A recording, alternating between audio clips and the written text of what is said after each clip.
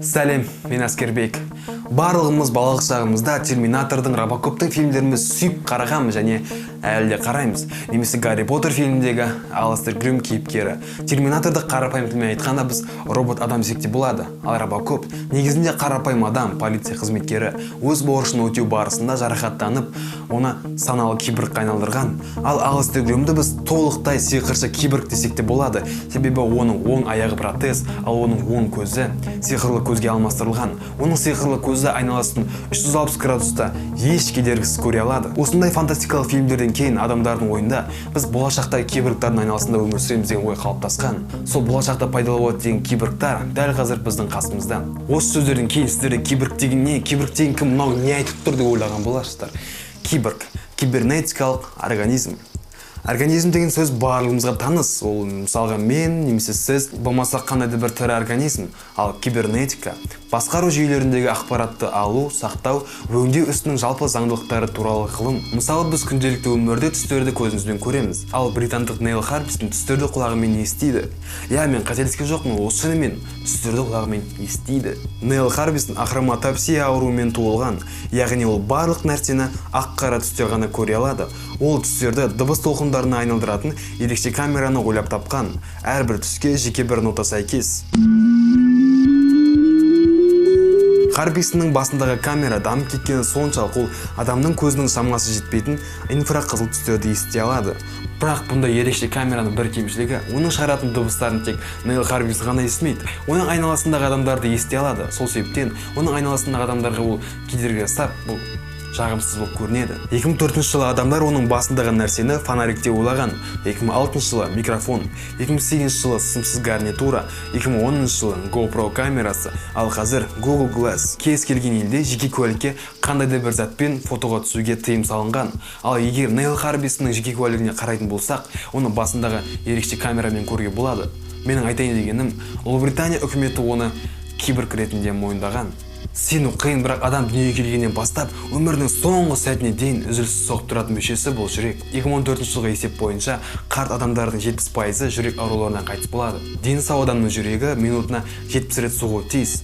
Ал швециялық азамат Арн Ларсеннің жүрегі минутына 28 рет соғатын болған. Соның кесірінен ол бір күнде 20-30 рет есінен танған.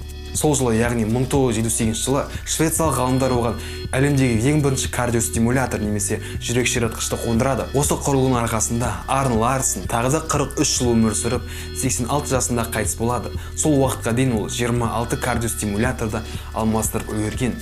Қазір адамдар өзінің денесіне неше түрлі қондырғыларды қондырып, өздерінің мүмкіндіктерін арттырғысы келеді. Ондай адамдарды грайндер деп атайды.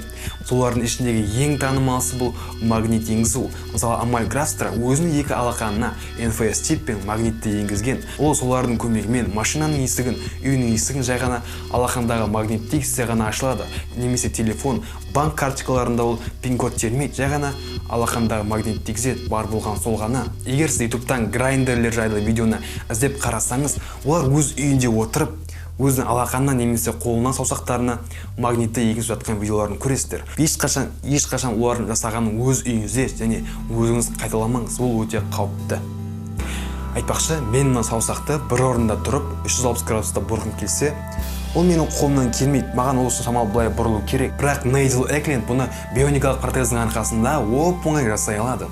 Найджел 2006 жылы жұмыс кезінде оң қолының жартысын жоғалтқан, бірақ оған арнап бионикалық қолдың протезін жасаған. Қазір Найджел протезбен де қолмен де бірде басқарып, қалаған нәрсесін жасай алады. Яғни адамның шын қолына кем түспейді. Немесе барабанда ойнайтын Джейсон Барнс оң қолына айырылған. Соған қарамастан протездің көмегімен өз өнерін жалғастыруда. Джейсон Барнсқа барабанда ойнау қызық болса, ал маған влог түсіру қызық. Влог түсіргенде осындай алдында камераны ұстап жүру ыңғайсыз және қолың шаршайды. Ал Роб Спенс, киборг режиссер және оператор, өзінің оң көзіне қарапайым протездің орнына шағын камераны орнатқан. Енді ол видеоны тоқтаусыз түсіруге мүмкіндігі бар. Тіпті ол оны қаламаса да. Заманауи технология дамыған сайын адамдардың мүмкіндіктері көбеюде. осы видеода мысалға келтірген адамдардың барлығы дерлік жайдан жай киборг болған жоқ. Олардың алға қарай талпыныстары бар, бірдеңеге қол жеткізгісі келеді. Егер сен Әскербек шоу арнасы ұсынған сыйлыққа қол жеткізгің келсе, онда 30 000 көрерменге орай ұйымдастырылып жатқан конкурсқа қатыс. Конкурстың талаптары мынадай: сіз фан арт саласыз және оны группаға жібересіз. Егер фан арт не екенін білмегендер болса, фан арт деген менің суретімді өз қолыммен, өз еңбегіммен салуың тиіс. Қаламен болсын, фотошоппен болсын, маңызды емес, тек адамның еңбектенгені көрінуі керек. Және біздің Әскербек шоу группасындағы предложить новость деген жерге жібересіз. Группа администраторлары оны жариялайды және ең көп лайк жинаған суреттің авторы жеңімпаз атанады. Ал сыйлық Әскербек шоу арнасының дизайнымен футболка. Да.